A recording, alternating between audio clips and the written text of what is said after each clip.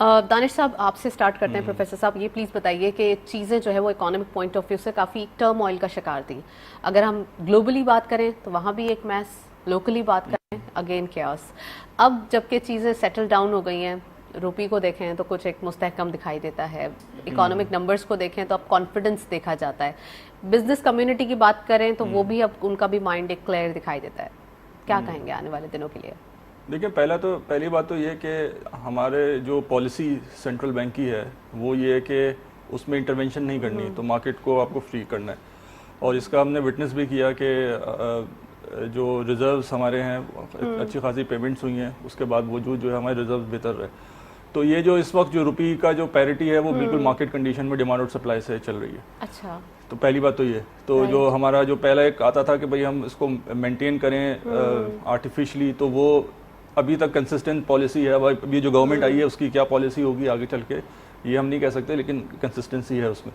दूसरा ये कि ये क्यों ऊपर गया था। अब देखें, इसमें दो तीन चीज़ें, अभी 9 मंथ्स की जो फिगर्स आई हैं आप ये देखें तो उसमें आपके इंपोर्ट बिल्स काफ़ी बढ़े हैं। जैसे आपके ऑयल की जो है ऑलमोस्ट 15 या 14 बिलियन डॉलर की 9 मंथ्स की आपने इंपोर्ट्स की हैं, जो कि which is about one time double हो गई, जो 7 से 15 तक गई हैं। गाड़ियाँ आपने कोई 3.5 बिलियन की आपने इंपोर्ट की हैं, बहुत ज़्यादा सही है। आपके मोबाइल फ़ोन्स 1.5 मिलियन डॉलर के इंपोर्ट हुए हैं। तो अब आप ये देखें जिस तरह से इंपोर्ट के बिल ऊपर गए हैं। अच्छा, एक्सपोर्ट्स बढ़ी हैं, जैसे एक्सपोर्ट्स भी बढ़ी हैं, लेकिन उस लिहाज से रिस्पॉन्ड नहीं किया जिस तरह से इंपोर्ट। तो सारी बात है, करंट अकाउंट पे डेफिसिट पड़ा। आपने देखा होगा करंट अकाउंट पे जो है वो इस वक्त जो है उसमें प्रेशर आया है। तो अब उसके अगेंस्ट जो है गवर्नमेंट के फिर सिग्नल्स मार्केट देखती है कि भाई गवर्नमेंट कर क्या रही है इस वक्त। तो 2-3 सिग्नल्स ऐसे हैं जिसकी वजह से मार्केट ने शायद ये देखा कि क्योंकि आपने फिर पेट्रोल पे सब्सिडी दे दी। आप देखें ना, आप अगर 15 बिलियन का फ्यूल इंपोर्ट कर रहे हैं, आप डबल हो गया ऑलमोस्ट, और अब इस वक्त तो आप उसमें सब्सिडी दे के और किस तरह मैनेज करेंगे। तो ये इस पॉइंट ऑफ व्यू से जो है मार्केट ने शायद एक्शन लिया था, और वो जो है रुपी जो है डिवैल्यू हुआ। और अब ये देखें करंटली, क्योंकि नई गवर्नमेंट आई है। अच्छा, तो पॉलिसी की वैसे तो इनकंसिस्टेंसी रही थी पॉलिसी की, क्योंकि आप आईएमएफ के पास गए थे, उसके बाद आपने वो चीज़ की जो आईएमएफ जिसको नहीं कहता था कि आप सब्सिडी जो है दे रहे हैं वो ना दें आप, तो आपने वो सब्सिडी दी, जिसकी वजह से आप आईएमएफ के प्रोग्राम के अंदर भी अनसर्टेनिटी आ गई। अब रीनेगोशिएशंस पे जा रहे हैं। सो अब ये जो सिग्नल होगा कि ये आगे क्या होगा आईएमएफ का, ये डिटरमिन करेगा फर्दर जो है कि रुपी जो है वो किस लिहाज से जाता है।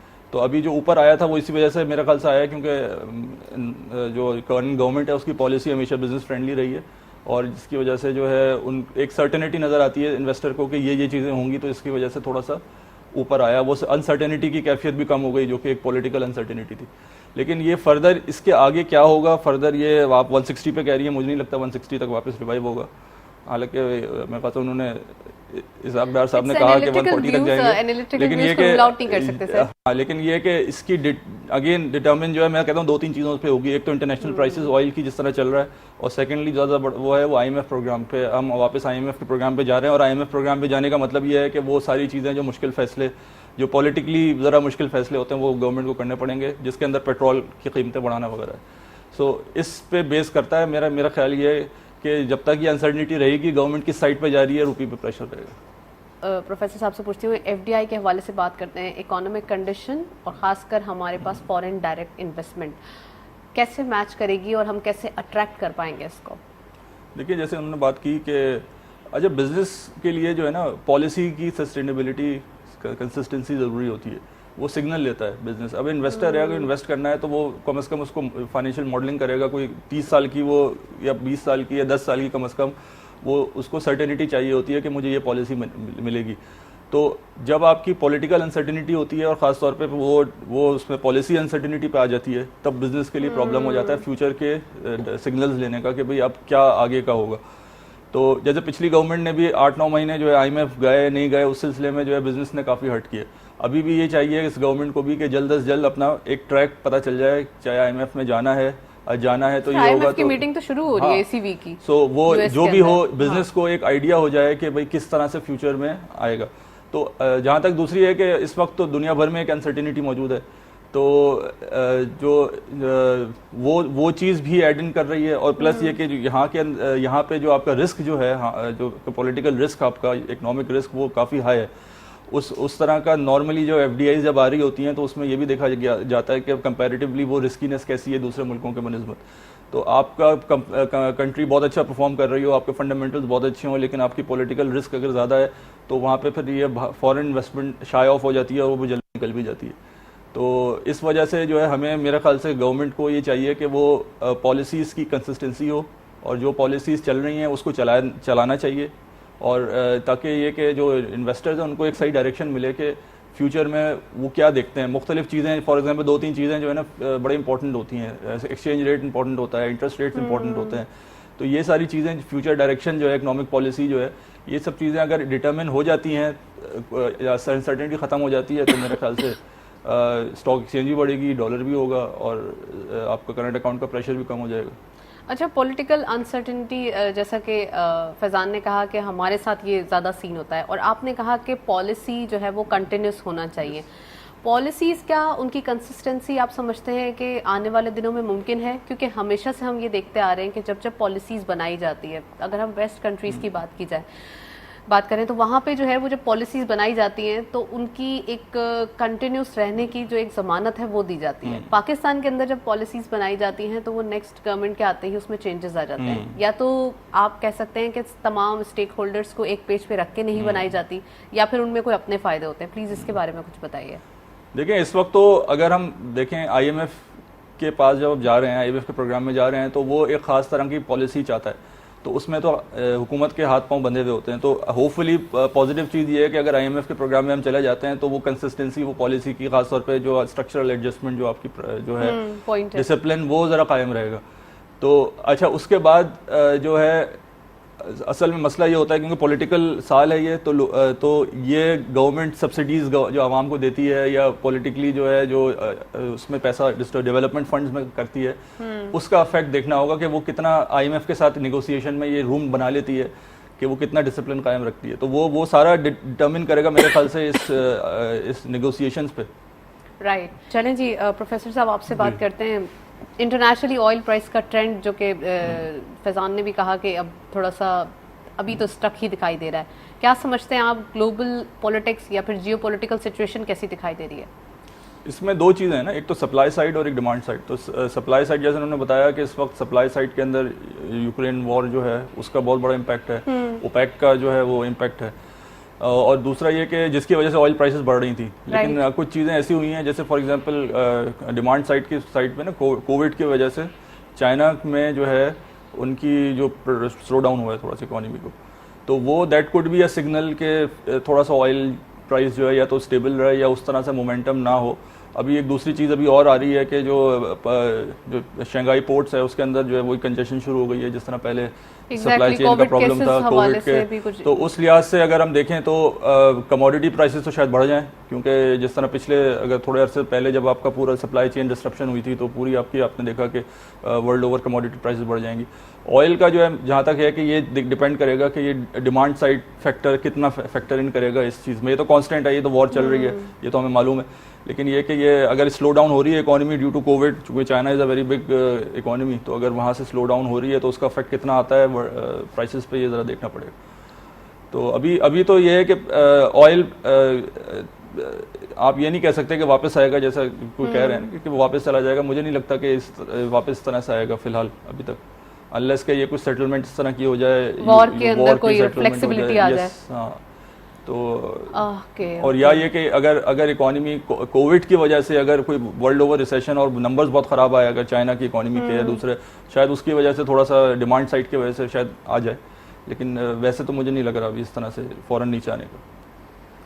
अच्छा प्रोफेसर साहब, लोकल अगर बात की जाए तो हमारी इकॉनमी की अभी क्या नीड्स दिखाई देती हैं? इस जो एक सिचुएशन दिखाई दे रही है, इसके अंदर नीड ऑफ द आवर क्या दिखाई देती है? देखिए, सबसे पहला तो जो हमारा स्ट्रक्चरल डेफिसिट्स है ना, वो प्रॉब्लम है गवर्नमेंट की। जैसे आपका करंट अकाउंट डेफिसिट है आपका, ये चीज़ें सिग्नल देती हैं इकोनॉमी को, इन्वेस्टर्स को, ये डॉलर पे प्रेशर डालती हैं, ये एक्सचेंज रेट पे, ये आपका इस पे इंटरेस्ट रेट्स का होता है। तो पहले तो अपना जो डिसिप्लिन है, फिस्कल डिसिप्लिन, ये बड़ा इंपॉर्टेंट है तो अगर तो ये गवर्नमेंट उस तरह से रहती है और पॉलिटिकल प्रेशर के थ्रू आपने इस तरह से जैसे जब डेवलपमेंट एक्सपेंडिचर के पे इस तरह से हम कर रहे होते हैं, वो अगर नहीं करती और डिसिप्लिन रखते हैं और जो पॉलिसी कंसिस्टेंसी रहती है, तो फिर जारी बात है इकोनॉमी में एक मोमेंटम तो है। आप देखें एक्सपोर्ट्स बढ़ रही हैं, और आज से नहीं, मतलब ये पूरे साल से 9 महीने की एक्सपोर्ट्स की फिगर्स आई हैं, ऑलमोस्ट 27-30% के करीब इंक्रीज हुआ है।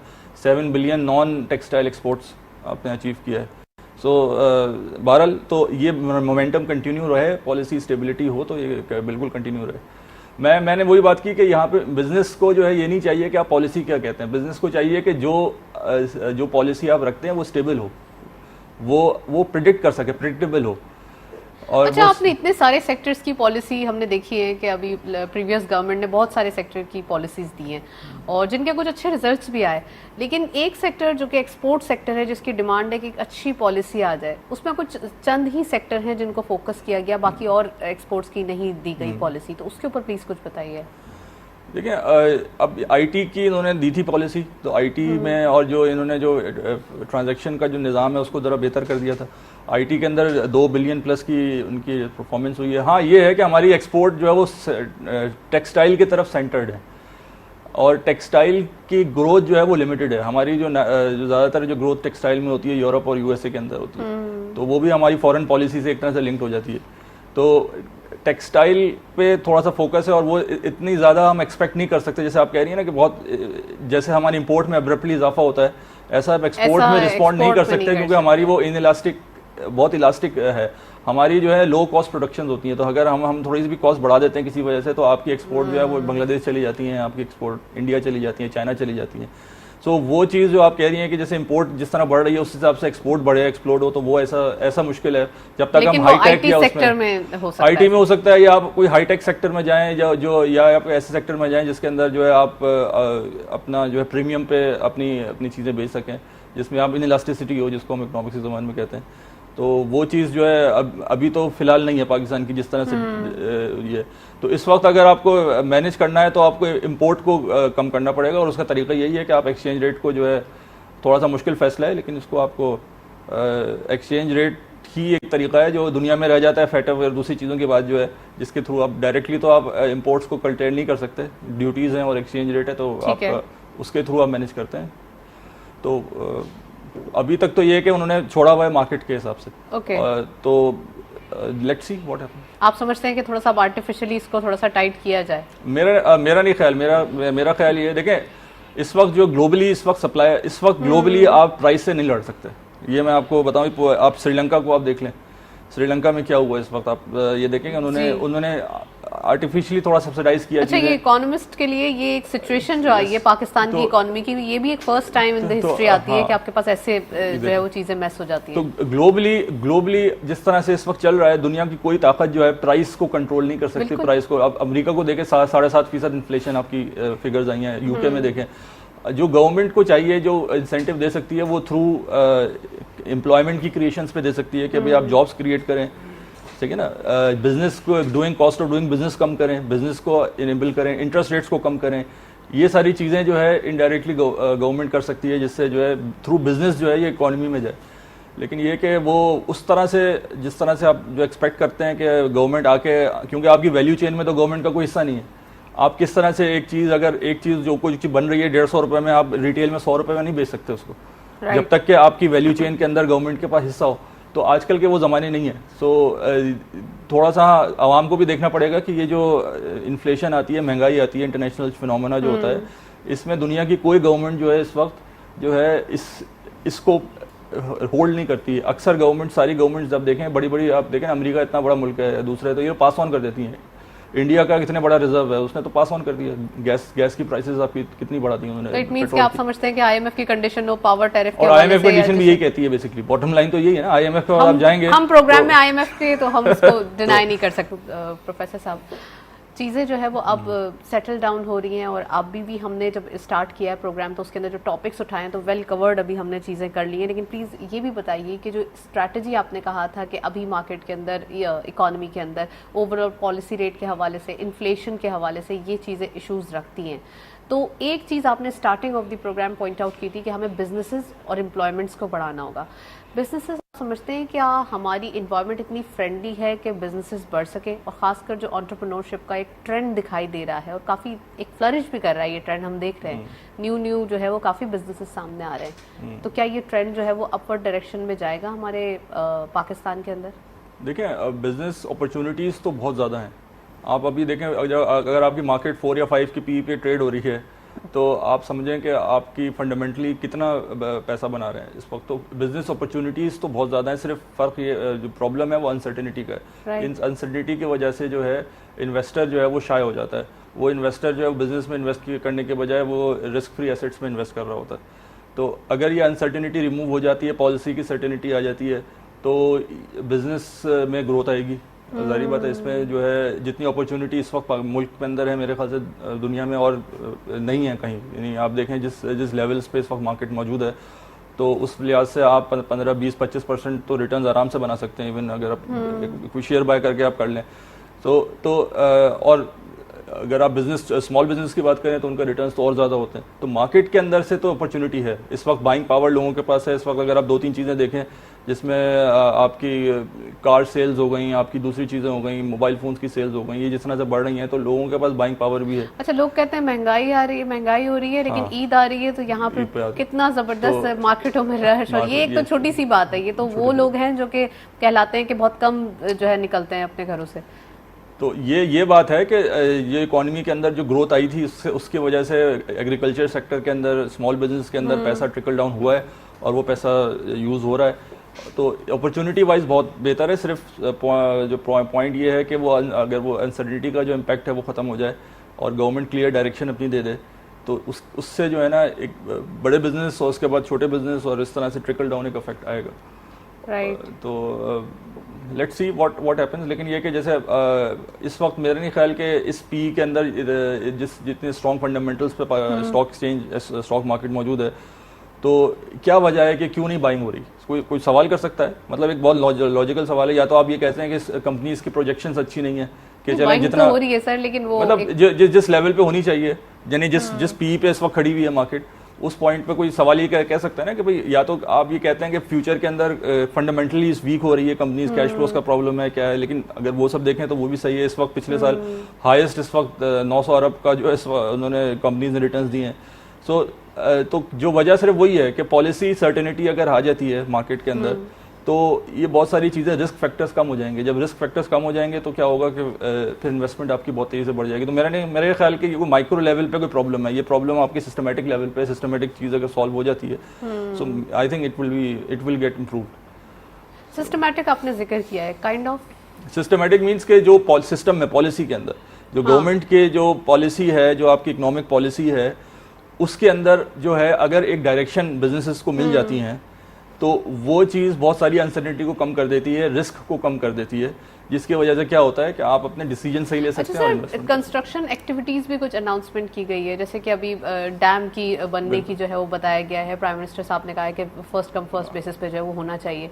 क्या समझते हैं आप, कंस्ट्रक्शन एक्टिविटी कितनी ज़्यादा तेज़ हो रही है? और ओवरऑल अगर देखा जाए मुल्क के अंदर एक्टिविटीज़ का बढ़ना ही ज़मानत होता है ना इकॉनमी की। बिल्कुल। इस वक्त तो आप ये देखें कि स्टील की, सीमेंट की जो आपकी डिमांड है इस वक्त कितनी हाई। इस वक्त जो है स्टील, आई डोंट नो कि हिस्ट्री की सबसे हाईएस्ट पॉइंट पे इस वक्त स्टील मौजूद है, लेकिन उसके बावजूद भी आपकी डिमांड बहुत ज़्यादा है, एक्टिविटीज हो रही हैं। तो ये पॉइंट वैलिड है वैसे, क्योंकि आप जारी बात आप ये देखें ना, इस वक्त अगर कॉस्ट ऑफ कंस्ट्रक्शन हाउस देखें या कोई भी प्रोजेक्ट को देखें तो वो इतनी बढ़ चुकी है। बोलते हैं इतना महंगा हो गया है स्टील, बहुत ज्यादा हायर साइड पे, लेकिन एक्टिविटीज आपने सही पॉइंट आउट किया, एक्टिविटीज हो रही हैं। तो दैट मीन्स के लोगों के पास, लोग कर भी रहे हैं काम, गवर्नमेंट के प्रोजेक्ट्स बहुत आ रहे हैं, जैसे डैम की बात की है, दूसरी चीज़ें, और इसके अलावा प्राइवेट सेक्टर में भी हो रही है, कंस्ट्रक्शन सेक्टर में भी आ रहा है, लोगों ने अपना प्रोजेक्ट बहुत बनाए। तो एक्टिविटी जिस तरह से हो रही है वो मतलब एक बहुत अच्छा हौसला अफजा बात है। और ख़ास तौर पे अब जो नई गवर्नमेंट आई है, ये तो हमेशा से क्योंकि बिजनेस फ्रेंडली रही है, तो आई वुड एक्सपेक्ट के real estate market, property market, और इसमें जो है ना कोई सर्कुलर लाइन, कोई इस टाइप का, मोटरवेज टाइप का, हाँ, तो वो एक्टिविटीज़ की वजह से ये आपकी ये कंस्ट्रक्शन सेक्टर बूम करेगा। मेरा अपना क्योंकि इनका हमेशा से ट्रैक रिकॉर्ड रहा है। असल में मैं ये नहीं कह रहा कि उनके ऐलानात क्या है, मैं तो ये कह रहा हूँ कि क्योंकि उनका एक रिकॉर्ड ऐसा रहा है, अच्छा रहा है, तो आप इसकी वजह से ये सेक्टर जो है वो थोड़ा सा बेहतर होगा। अच्छा, एक और आपने एग्रीकल्चर का जिक्र किया, तो फिर मैं फैजान से पूछने से पहले आपसे पूछ लूँ, एग्रीकल्चर पॉइंट ऑफ व्यू से थोड़ा सा हम लैक कर रहे हैं। जितनी हमारी प्रोडक्शन हो रही है, जितना हमारी बोलते हैं ना सर धर की बाजी लगा रहे हैं, लेकिन फिर भी हमारी लैकिंग है। इसी वजह से इन्फ्लेशन, फूड इन्फ्लेशन के थ्रू बहुत बढ़ रही है। असल में देखें एग्रीकल्चर, अब वही वाली बात है, एग्रीकल्चर के अंदर मार्केट कंट्रोल्ड है। आपकी सपोर्ट प्राइसेस आप बढ़ा देते हैं। अगर फॉर एग्जांपल आपकी सपोर्ट प्राइस बढ़ जाती है, मैं एक पॉइंट कह रहा हूँ, तो वो पास ऑन होती है कंज्यूमर को। तो ये और जारी बात है एग्रीकल्चर में पॉलिटिकल इफेक्ट भी आता है। तो गवर्नमेंट्स अगर आपकी वीट की, शुगर की, आप देखें शुगर की प्राइसेस बढ़ जाती हैं, तो अगर आपकी तो जब भी आप कोई बेसिक रॉ मटेरियल की प्राइसेस बढ़ाते हैं to incentivise the agriculture sector, उसका इफेक्ट जो है फूड इन्फ्लेशन पे हमेशा आएगा। जारी बात है वो कम नहीं हो सकता, क्योंकि कॉस्ट ऑफ प्रोडक्शन बढ़ जाती है। तो एग्रीकल्चर इस वक्त क्योंकि रेगुलेटेड है, कंट्रोल्ड है, तो अगर मेरा अपना ख्याल है, हर एक का अपना व्यू है, मेरा अपना ख्याल है कि मार्केट मैकेनिज्म अगर इसको मार्केट पे छोड़ा जाए और इसकी प्रॉपर मार्केट्स बनाई जाएं, जिसके अंदर आपके फ्यूचर्स भी हों इसके अंदर, और दूसरी चीज़ें हों, तो और ये सपोर्ट प्राइस का सिस्टम जिस तरह से गवर्नमेंट कर रही होती है, राइट, उस रिस्क को हैच करने के और भी तरीके होते हैं। थ्रू मार्केट्स भी किया जा सकता है, वो ज़्यादा रियलिस्टिक होगा। जब आप मार्केट को एक तरह से आप डिसीव कर रहे होते हैं, मार्केट के अगेंस्ट जा रहे होते हैं, तो उसका इफेक्ट आपको कहीं ना कहीं लॉन्ग डिबेट, इसके ऊपर फर्दर हमें टाइम रिक्वायर्ड है। पूछते डॉक्टर साहब, लास्ट नोट प्लीज प्रोग्राम के लिए, जो ओवरऑल इकोनॉमिक नंबर्स या हमारे पास कंडीशन दिखाई दे रही है, इसके लिए लास्ट नोट। नहीं, इसमें तो मैं जैसे आप बात हो रही है कि इसमें कोई शॉर्टकट मेजर नहीं है। गवर्नमेंट को जो है शॉर्टकट पॉलिटिकली मोटिवेटेड स्टेप्स की बजाय ऐसे स्टेप्स लेने चाहिए जिससे पाकिस्तान के फिस्कल डिसिप्लिन आए और लॉन्ग टर्म के अंदर जो है लोगों को फ़ायदा हो। तो गवर्नमेंट जो है पॉलिटिकल, ये मुश्किल है इस गवर्नमेंट के लिए, खासतौर पर इलेक्शन ईयर जैसे बात की है और 1 साल रह गया है, तो गवर्नमेंट के लिए लोग गवर्नमेंट के लिए आसान है कि वो बहुत सारे काम कर लें, लेकिन वो फिर कहते हैं ना एक लैंड माइंस बिछ जाती हैं वो अगली गवर्नमेंट के लिए जी। तो वो जो अगली गवर्नमेंट होती है और वो इतना हो जाता है कि जैसे आप श्रीलंका का क्राइसिस देख लें, देखने तो बहुत अच्छा है कि आपने सब्सिडीज की है, लेकिन ये इसको थोड़ा सा फिस्कल डिसिप्लिन में रहते हुए आप गवर्नमेंट डेवलपमेंट के काम करेंगे तो वो सस्टेनेबल होगा, वरना वो नहीं। Right, thank you so much professor साहब।